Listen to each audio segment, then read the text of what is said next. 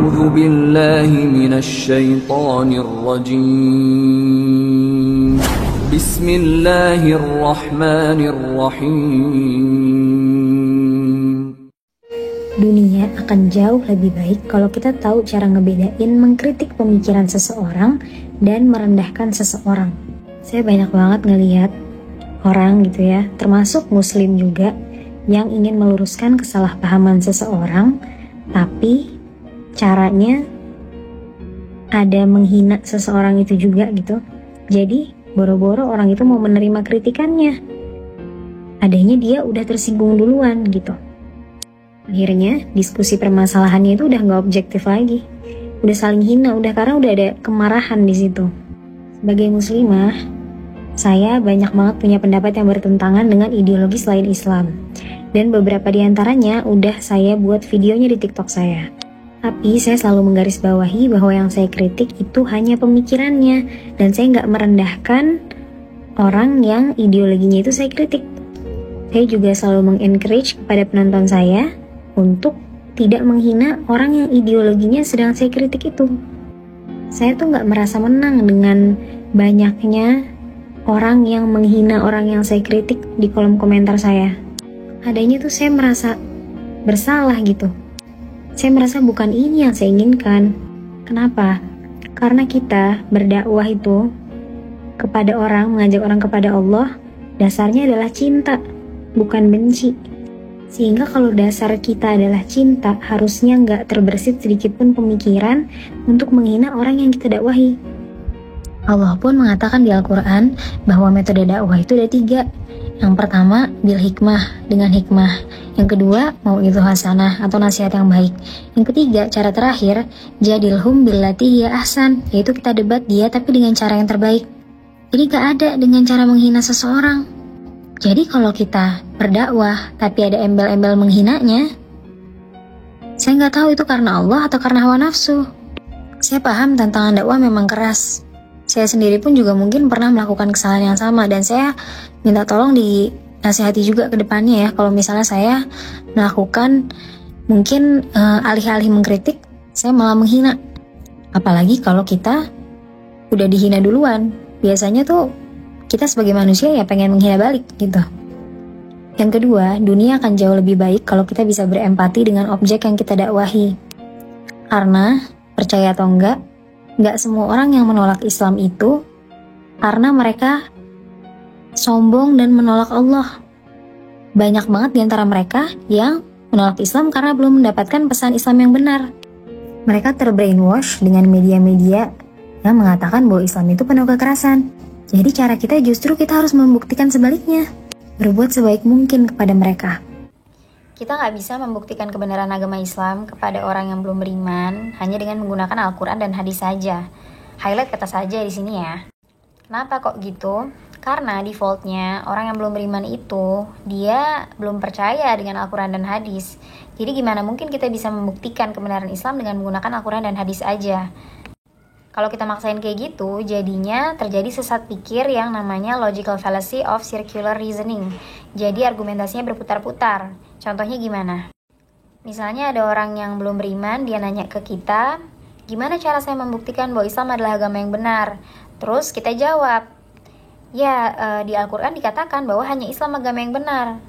Terus pasti dia akan nanya, ya tapi gimana cara saya percaya dengan Al-Quran? Kan saya belum beriman. Terus kita bilang kayak gini, ya karena Al-Quran itu adalah kitab sucinya agama Islam.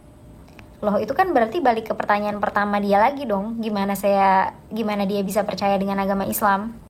Dan itu pertanyaannya akan muter terus gak ada habisnya. Jadi gimana? Kita harus keluar dari lingkaran itu. Dengan cara apa? Kita cari argumentasi lain yang di luar dari Al-Quran dan hadis untuk membuktikan bahwa Islam adalah agama yang benar. Apa itu? Ya akal. Kita sebelum beriman, sebelum kita percaya dengan agama Islam, kita menggunakan akal kita untuk menentukan apakah agama ini layak saya percaya atau tidak. Jadi orang yang beriman dengan orang yang belum beriman, common ground-nya adalah akal.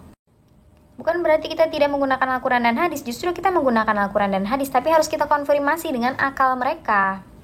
Kita buktikan bahwa keyakinan kita itu masuk akal. Kemudian kita buktikan bahwa keyakinan kita itu benar datangnya dari Allah. Kita buktikan mukjizat-mukjizat dari Al-Quran dan hadis yang bisa masuk akalnya. Kalau udah gitu baru dia bisa mikir, oh ini ternyata sesuai dengan akal saya, oke saya sekarang bisa beriman, kayak gitu. Nah terus mungkin muncul pertanyaan, kalau gitu apa dong fungsinya? Allah mengatakan di Al-Quran bahwa Islam itu adalah agama yang benar. Berkali-kali Allah mengatakan demikian, bahwa Al-Quran itu datangnya dari Allah. Buat apa Allah bilang kayak gitu kalau itu aja ternyata gak cukup untuk membuktikan? Itu fungsinya dua ya. Pertama untuk orang yang belum beriman, fungsinya adalah untuk ayat tersebut diverifikasi lagi dengan tanda-tanda lainnya di alam semesta ini. Dan untuk orang yang udah beriman, tujuannya untuk meningkatkan iman kita. Jadi tiap kita baca Al-Quran, kita makin yakin lagi nih bahwa ini beneran dari Allah. Kita diingetin lagi nih bahwa kita tuh harus benar-benar mengikuti perintah Allah dan menghindari larangannya. Karena ini beneran dari Allah loh. Jadi sifatnya tuh lebih ke reminder.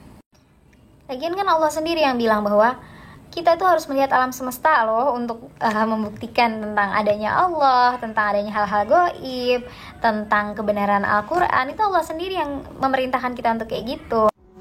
Ini cara respon teman kita yang nanya kritis tentang agama Islam, yang sebaiknya jangan dilakukan.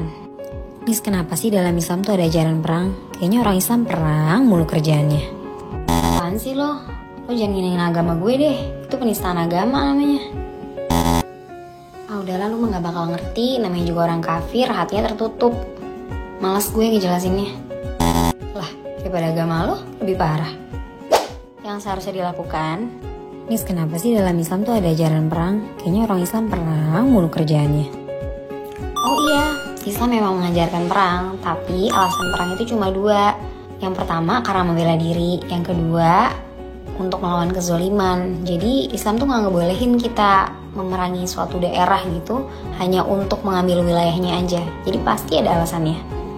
Oh masa sih kayak gitu? Gue baru dengar penjelasan yang kayak gini. Iya emang gitu. Kau mau buktinya? Boleh nanti kita diskusiin lebih dalam lagi ya. By the way, thank you ya pertanyaannya. Gue juga makasih tahu. Gue tuh sebenarnya udah penasaran masalah ini dari lama. Oh ya? Alhamdulillah kalau aku bisa sedikit ngebantu ya. Yaudah nanti pokoknya kita jadwalin untuk ngediskusin tentang masalah ini lebih dalam lagi ya. Thank you banget loh kamu udah ada ketertarikan sama topik ini. Intinya kalau ada orang yang nanya tentang agama Islam dengan kritis gitu ya, kita justru harus welcome sama mereka. Kenapa? Karena mereka itu memenuhi undangan dari Al-Quran loh. Dalam Al-Quran Allah berfirman, A'udzubillahi minasyaitonirrajim, hatu burhanakum in kuntum shadiqin. Kemukakanlah bukti-bukti kalian jika kalian itu orang-orang yang benar gitu. Jadi kalau ada orang, baik itu dalam agama Islam sendiri atau non-muslim yang nanya kritis tentang agama Islam yang menurut kita kok kayaknya kesannya agak-agak kayak menyerang gitu ya. Padahal mereka tuh sebenarnya memenuhi panggilan Al-Quran loh. Kita gak pernah tahu kalau misalnya perbedaan respon kita itu bisa mengubah mindset mereka terhadap kita. Either mereka bakal menjauh dari kita, atau who knows mereka bisa tersentuh. Hanya Allah yang beri petunjuk kan.